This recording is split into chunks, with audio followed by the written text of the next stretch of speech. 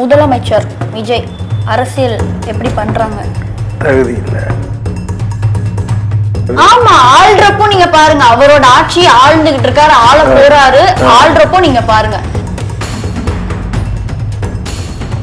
இது வந்து சின்ன சின்ன பசங்க எல்லாம் சேர்ந்துக்கிட்டு ஆய் ஓயின்னு கத்திக்கின்னு விசில் அடிச்சுக்கின்னு விசில் இது பண்ணின்னு மண்ணானாலும் மனுஷன் மண்ணாவேன், பொன்னானாலும் மனுஷன் மண்ணு பொன்னாவேன். நம் தமிழ் நேயர்களுக்கு வணக்கம். நான் உங்கள் விஜய் தினல். இன்னைக்கு நம்மளோட நிகழ்ச்சியில யார் இணைஞ்சிருக்கான்னு பாத்தீங்கன்னா லொல்லு சபா மனோகர் சார்.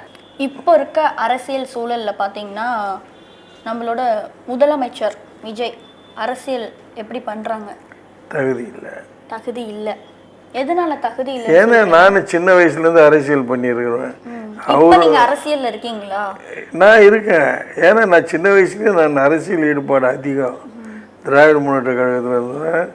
அதையே இன்னொன்று நான் பச்சை குத்திக்கிற மாதிரி டைட்டாக இருக்கிறேன். இன்னி கூட விஜய் வாய்ப்புகள்லாம் தந்தார். நான் ஒரு சீட்டு கேட்டு தான் எனக்கு கிடச்சிருக்கேன். நான் ஒரு மந்திரியாக கூட ஆகிட்டு இருப்பேன்.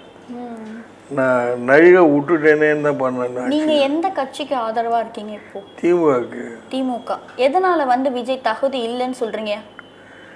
அவருக்கு வந்து ஒன்றுமே இல்லைம்மா. இப்போது சில விஷயங்கள்லாம் பேசுகிறாங்கன்னா, இப்போ நான்லாம் எவ்வளோ விஷயம் எடுத்து கொடுக்குறேன், எடுத்து பேசுகிறேன். இப்போ நான் எடுத்து இதை பிடிக்கலாம், அதை பிடிக்கலாம், அந்த சப்ஜெக்ட் பிடிக்கலான்னும் போது எப்படி பிடிக்கும்? இப்போ நானும் அது வந்து பழைய அரசியல் எடுத்து பேசுவேன். அந்த காலத்திலே அப்படின்ட்டு நான் அமெரிக்காவிலே அப்படின்னாக்கா அமெரிக்காவுக்கு நான் என்ன போக செய்தேன்? இல்லை அங்கே இருக்கிறவங்க நான் உக்காந்துக்கிறோம் அமெரிக்காவுக்கு போனேன்னா நானாக எடுத்து விட்டுக்க வேண்டியதான். அமெரிக்காவில், சிங்கப்பூரில், மலேசியாவில் அந்த ஊர் மக்கள் இப்படி இருந்தாங்க அப்படி இருந்தாங்கன்னாக்கா இது ஒரு அரசியல் தான். மக்கள் தானே தேர்ந்தெடுத்தாங்க, அவங்களாம் அந்த இதுக்கு வரல. அப்போ மக்களை குறை சொல்றீங்களா எப்படி? மக்களை குறை சொல்லல, மக்கள் தானே தேர்ந்தெடுத்தாங்க. 2 வருஷத்துல யாருக்கு வந்து இந்த ஒரு அமைப்பு கிடைக்காதுல்ல? 2 வருஷத்துலயே கட்சி ஆரம்பிச்சு இந்த ஒரு அமைப்பு யாருக்குமே கிடைக்காது. சிஎம் ஆகிற ஒரு அமைப்பு இவருக்கு கிடைச்சிருக்கு அப்படின்னா அது ஒரு வரலாறுன்னு சொல்லலாம். அப்படி இருக்க இதுல நீங்க வந்து தகுதி இல்லைங்கிறீங்க. எந்த ஒரு விஷயத்துல தகுதி இல்லை நீங்க சொல்றீங்க? ஒரு 5 வருஷம் நடந்திருக்காரு. இந்த 5 வருஷத்துக்கு உள்ள அரசியலை பத்தி பேசினாலே போதும். அவருக்கு அரசியல் தெரியலன்னு சொல்றீங்களா? தெரியாம எப்படி இவ்வளோ ப்ராப்ளம்ஸ்லாம் தாண்டி ஸ்ட்ரகிள் பண்ணி வந்திருக்காங்களே, இந்த அளவுக்கு வந்திருக்காங்க, அது எல்லாமே அவரோட வெற்றி தானே? கரெக்ட், வெற்றி தான். ஆட்சியை கையில குத்தாச்சு, நீ ஆண்டு தான் ஆகணும்னு மனுஷன் முடிச்சிட்டாங்க, நீ நடத்தி தான் ஆகணும். இதுக்கு முன்னாடி நடந்த டிஎம்கே வந்து சரியா ஆட்சி செய்யாதனால தான் மக்கள் வந்து தேர்ந்தெடுத்திருக்காங்க. மக்களோட பிரதிநிதி தான் விஜய். மக்கள் தேர்ந்தெடுத்த ஜனநாயகம் தான் விஜய். அப்படி இருக்கும்போது அவங்க ஆட்சி சரியா செய்யாதனால தான் இவங்க வந்திருக்காங்க. தப்பு. இது அப்படி நடக்கல இந்த அரசியல். இது வந்து சின்ன சின்ன பசங்கள்லாம் சேர்ந்துக்கிட்டு ஆய் ஓயின்னு கத்திக்கின்னு விசில் அடிச்சுக்கின்னு விசில் இது பண்ணின்னு ஒட்டாங்க ஓட்ட கதை முடிஞ்சு போச்சு.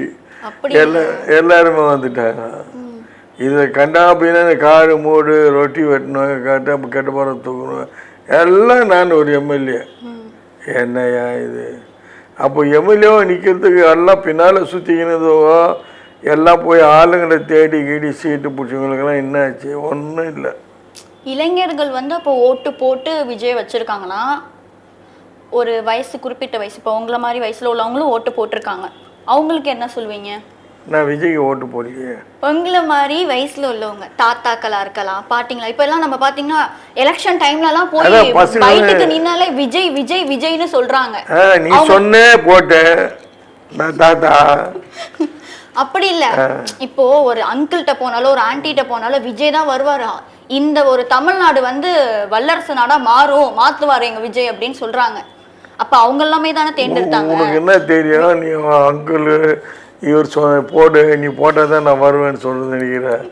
ஒன்றுமே நீ எல்லாரும் கத்துறாங்க, கூட ஸ்டூடெண்ட்டு கத்துறாங்க, பசங்க கத்துறாங்க, சின்ன 5 வயசு அக்கா நீ விஜய்க்கு ஓட்டு போடுக்கா, நல்லா பாப்பா இருக்கான.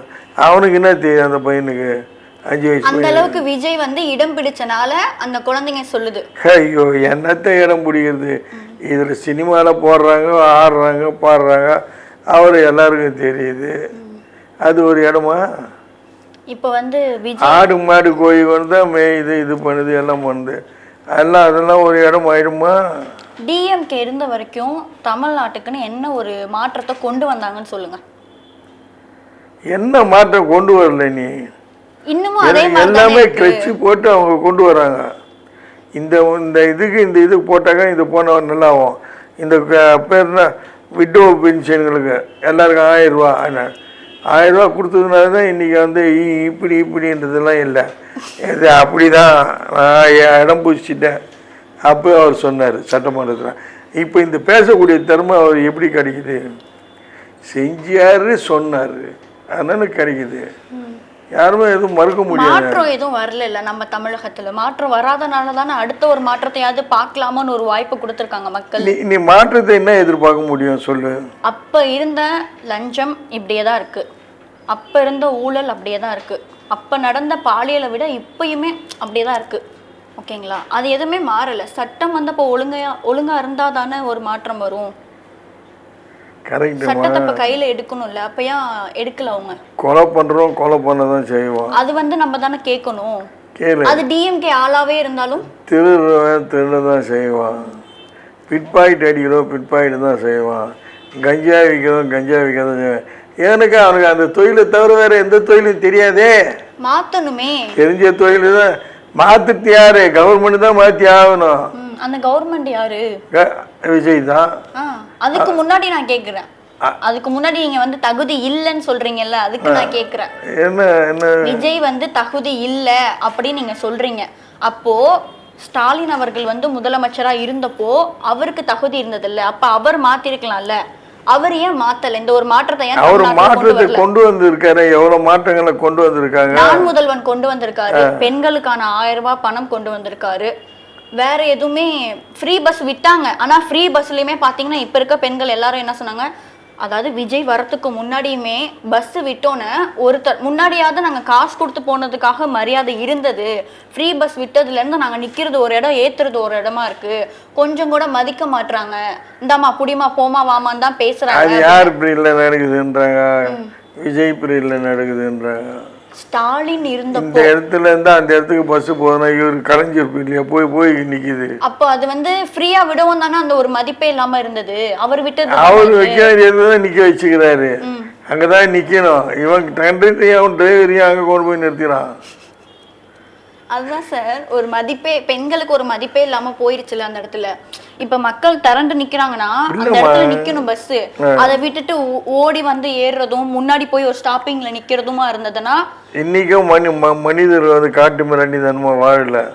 எல்லாம் உங்க பஸ் ஸ்டாண்ட்ல தான் நிக்கிறாங்க, நின்றுட்டு தான் இருக்கிறாங்க. பஸ் நிக்க அவன் கொண்டு போய் ஒரு 10 அடி தள்ளி போய் நிக்கிறான்னா அதுக்கு யார் பொறுப்பு எடுப்பா? அவர் தான். அப்ப வந்து ஸ்டாலின் தலைமையில வந்து ஸ்டாலின் தான் பொறுப்பவர். அவரோட தலைமையில் அந்த பஸ் இப்போ நான் வந்து இதுக்கு முன்னாடி உள்ள ஆட்சியை நான் கேட்கிறேன். நீங்க சொல்றீங்கல்ல விஜய் தகுதியா இல்லை அப்படின்னு, அதுக்கான ஆட்சி நான் கேட்கிறேன் உங்கள்கிட்ட. ஏமா அவர் வந்து எவ்வளோ நாள் ஆண்டாரு, இவர் வந்து எவ்வளோ நாள்? அவர் வந்து உக்காந்தவொடனே பதவி கையில் கொடுத்தாங்க ஒரு நாள் முதல்வர், அவ்வளோதான். ஐயோ கொண்டாங்க, நான் வச்சுக்கினேன். ஏன் வச்சுக்கினேன்? போய் எல்லாரையும் போய் பார்த்தேன், எல்லாரையும் வந்தேன். ஐயா நீ என் கூடவே உடந்தையாக இருங்கோ, கட்சி வந்து என்னோடவே ஃபாலோ பண்ணுவாங்க, நான் உங்களோட வரேன் அப்படின்னு சொல்லியிருக்கணும். ஏன் இவர் சொல்ல? உன்னதான் கேட்குறேன். நீங்க வந்து யாரை சொல்றீங்கிறது எனக்கு விஜய் தான் சொல்றேன். விஜய் வந்து ஸ்டாலின் அவர்களிடம் போய் கேட்டாங்க. அப்போ போனீங்கல்ல, அக்கறையோட தானே போனேன், எல்லாரையும் பார்த்தேன், எல்லாரும் இது பண்ணேன். ஐயா நீ அவரோட மதிப்புக்காக அவர் போயிருக்காரு. ஒருத்தவங்கள மரியாதை கொடுக்கணும், ஆட்சியை நடத்தணுமே. அது மட்டும் யாரு? அந்த ஆட்சி சரியில்லாம தானே நம்ம அங்க நடக்கிற ஆட்சியை பார்த்துட்டு தான் நம்ம வந்து நல்ல ஒரு மாற்றத்தை கொண்டு வரணும்னு இவர் வந்து மாற்றத்தை கொண்டு வரணுன்றதுக்காக அவர்கிட்ட போய் இது ஐயா இந்த ரூல்ஸ்ல நான் கொண்டு வரேன், இதுல ஏதாவது ஆகுமா, ஏதாவது நடக்குமா அப்படின்னு ஒரு வார்த்தை கேட்கணும். அதெல்லாம் தடையங்க சொல்லுவாங்க.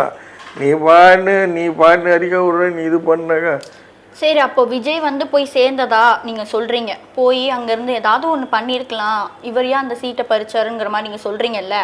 அப்போ அங்க வந்து குடும்பமா அரசியல் பண்ணிட்டு இருந்தா அடுத்தவங்களுக்கு வாய்ப்பு இருக்காது. அந்த வாய்ப்பை கொண்டு வரணும் தான் இவர் வந்திருக்காரு. குடும்பமாக எந்த குடும்பத்தை சொல்கிறேன்? அப்பா, தாத்தா, மகன் அப்படியே வரிசையாக வராங்கல்ல, அந்த ஒரு இதை நான் சொல்கிறேன். அது வந்து அரசியல்மா. அரசியலில் நீயும் வரலாம், நானும் வரலாம், அவங்க வரலாம், எல்லாம் வரலாம். விஜயும் வரலாமே. கரெக்டு, விஜய் வரலாம், ரைட்டு, வந்துட்டாரு. வந்து ஒரு என்ன கேட்கணும், அவர்கிட்ட போய் முறையிடணும். ஐயா, நான் அரசியலுக்கு வந்திருக்கிறேன், நான் புதுசு, எனக்கு தெரியாது, நீங்கள் கற்றுக் கொடுத்தீங்கன்னா நான் கொஞ்சம் கொஞ்சமாக அப்படியே ஃபாலோ பண்ணின்னு வந்துடுவேன். கஜனா காலின்றீங்களே, நாங்கள் கஜனா காலி பண்ணுன்றது உங்களுக்கு எப்படி தெரியும் சொல்லு? பல திட்டங்களை கொண்டு வந்து விஜய் வந்து இதுக்கு மேலே நம்ம தமிழ்நாட்டை நல்ல ஒரு ஆட்சியை கொண்டு வருவார், நல்ல ஒரு மாற்றத்தை கொண்டு வருவார். இதுக்கு மேலே தான் திட்டத்தை புதுசாக கொண்டு வர. இப்போ தானே ஆரம்பிச்சிருக்காரு. அவர் ஆரம்பித்து சிஎம் ஆகி 60 நாட்கள் தான் ஆகுது. இப்போ தான் ஆரம்பிச்சிருக்காரு. இனிமேல் தான் கொண்டு வருவார். இனிமேல் கொண்டு வருவார்.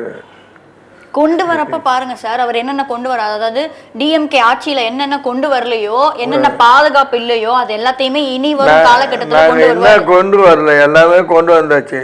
இனி வந்து கொண்டு வர்றதுக்கு வேற எதுவுமே இல்லைங்க. அதான் அவங்க நின்னுட்டாங்க. இனிமே எப்படி கொண்டு வர முடியும்? இனிமே நடக்க போற ஆட்சி தான் எல்லாத்தையும் கொண்டு வருவாங்க. சும்மா இனிமே வந்து டிஎம்கே ஆட்சி செய்ய வாய்ப்பே இருக்காது. ஃபுல்லாவே தாவேகா தான் ஆட்சி செய்யும். என்ன ஆட்சி செய்யும்? தமிழ்நாட்டை ஆள போற ஒரு ஆட்சி. அவ்வளவுதான். அதான் என்ன பண்ணுவாங்க சொல்லு. அதான் சார், இனிமே நடக்க போற ஆட்சியை நீங்க பார்த்து நீங்க தெரிஞ்சுக்கலாம் என்னென்ன நடக்க போகுது, பெண்களுக்கு எப்படி பாதுகாப்பு இருக்க போகுது. நீங்க சொன்னீங்கல்ல, திருடுறவன் திருடதான் செய்வான், கொலை செய்யறவன் கொலை தான் செய்வான், கற்பழிக்கிறவன் கற்பழிக்க தான் செய்வான் அப்படின்னு நீங்க சொல்றீங்கல்ல, அவன் எல்லாத்தையுமே விஜய் வந்து போக்கு மாத்துவாங்க. எப்படி? சட்டத்தினால, அன்பால எல்லாத்தையுமே மாத்துவாங்க. இப்ப பாத்தீங்கன்னா யதார்த்தமா நம்ம ஒரு நியூஸ்ல பார்த்தப்ப கூட ஒரு ஜெயில வந்து 300 கைதிகள் வந்து விஜய்க்காக நாங்க மாறுறோம்னு சொல்லிட்டு மாறிட்டாங்க. எதனால? அவரை வந்து அந்த அளவுக்கு இடம் பிடிச்சிருக்கனால, இவரோட அரசியலை நம்ம இப்படி பண்ணக்கூடாது அப்படிங்கிற ஒரு காரணத்துக்காக இவர் மாறி இருக்காங்க. இவங்க எல்லாருமே மாறி இருக்காங்க. அந்த ஒரு மாற்றம் பத்தாதா? சரி, மாற்றம் பத்தாதுன்ற அவரால் எப்படி அவங்க வந்து 600 பேர் மாறினாங்க விஜயால? என்ன சீர்திருத்த கருத்துக்களை சொன்னார், அந்த கருத்துக்களை அவங்க மயங்கினாங்க, உடனே அவங்க மாறிடுறதுக்கு. ஆமா, ஒருத்தவங்க அந்த அளவுக்கு நடந்துக்கிறனால இவங்க ஆட்சி நல்லபடியா இருக்கணும், நம்ம இப்படி பண்ணி நம்மள முதலமைச்சருக்கு கெட்ட பேர் வந்துடக்கூடாது, நம்ம அந்த அளவுக்கு நடந்துக்கிட்டாதான் அப்படின்னு அவங்களாவே மனம் மாறி வந்திருக்காங்கல்ல. அந்த ஒரு இடத்துல அவர் இருக்காருல்ல, அவர் தானே அந்த மாற்றத்தை கொண்டு வந்தாரு. இவ்வளவு நாள் எல்லாரும் வந்து விஜய் ஆட்சி இனிமேல் பொறுத்து இருந்து பார்க்கலாமா? ஆமா, பாருங்க.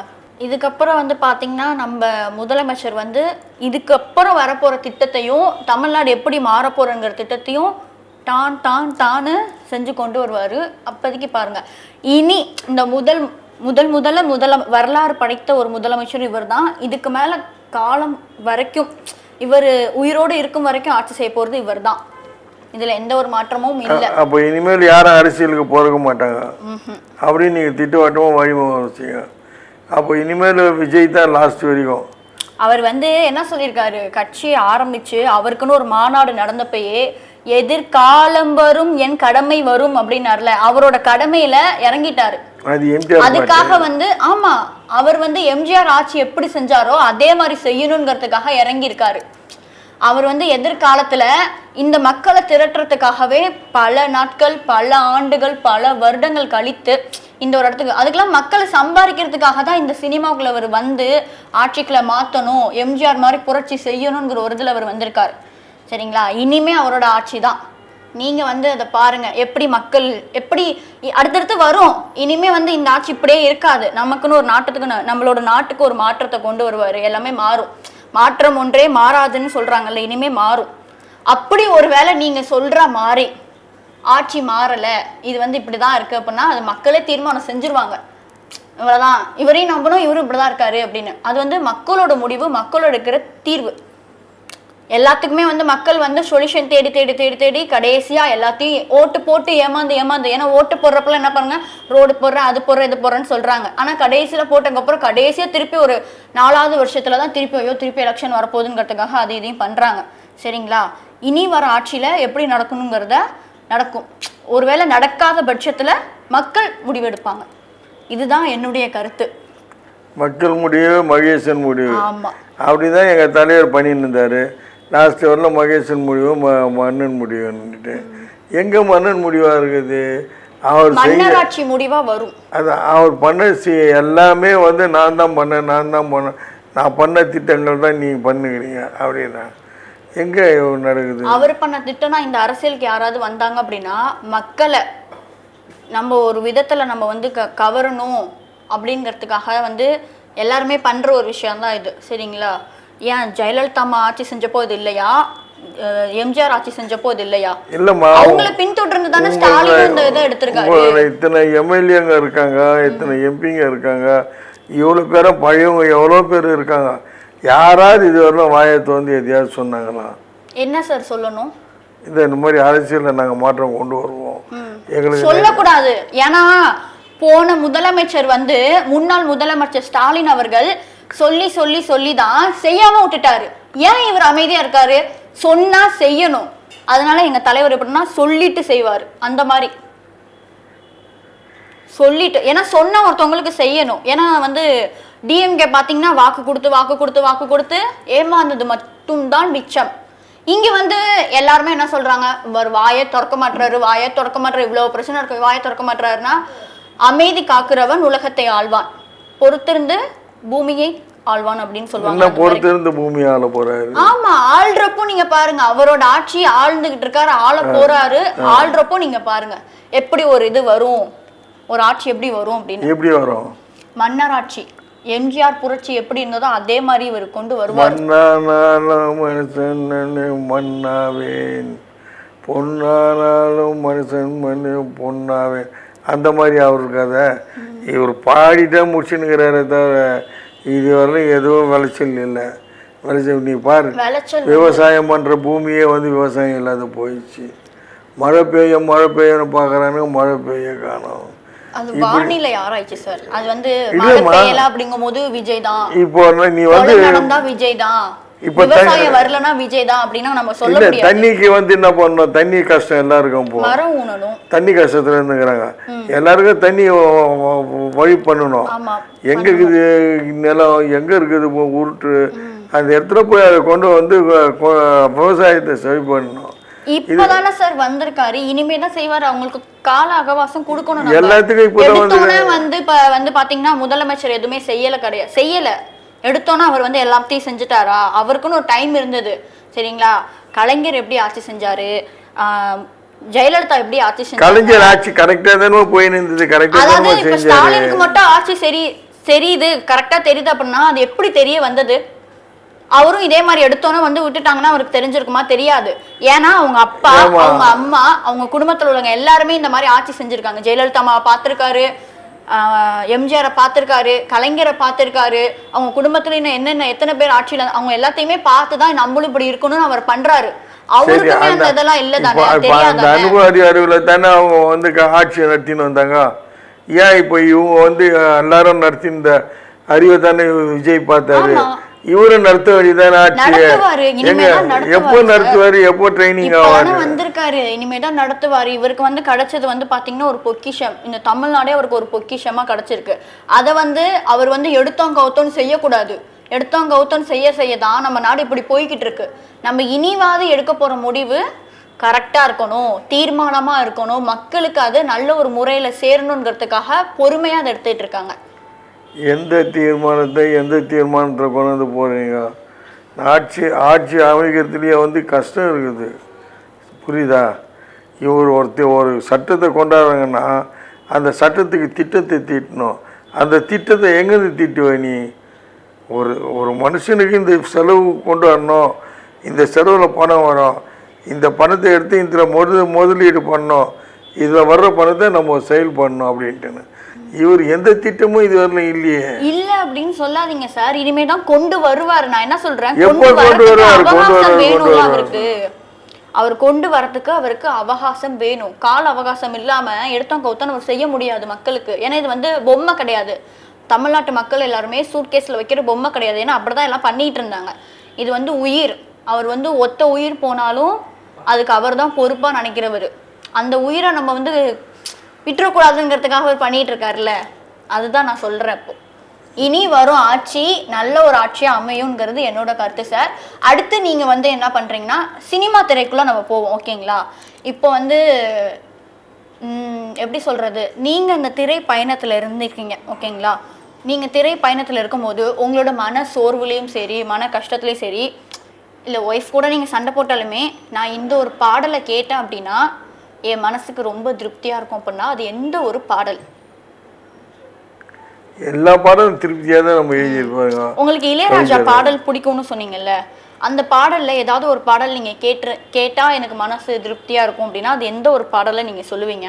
கேட்டா என்ன, இளையராஜா பாட்டு எல்லாமே இசையமைச்சிக்கிறது தான். அந்த பாடல் எழுதுறவங்க எல்லாருமே நல்ல மேதாவிங்க தான்.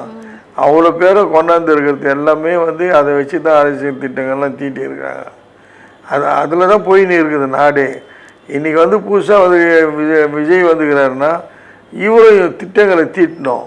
அவங்க எழுதின பாடலில் அவங்க இதுலேருந்து என்ன ஆகுது இதுலேருந்து என்ன ஆகுதுன்னு எடுத்து விஷயத்தை உள்வாங்கிக்கணும். உள்வாங்கி வரலனாக்கா கஷ்டம் எல்லாமே. நீ வந்து இல்லைன்னா ஆட்சி ஆள முடியாது, ரொம்ப கஷ்டம்.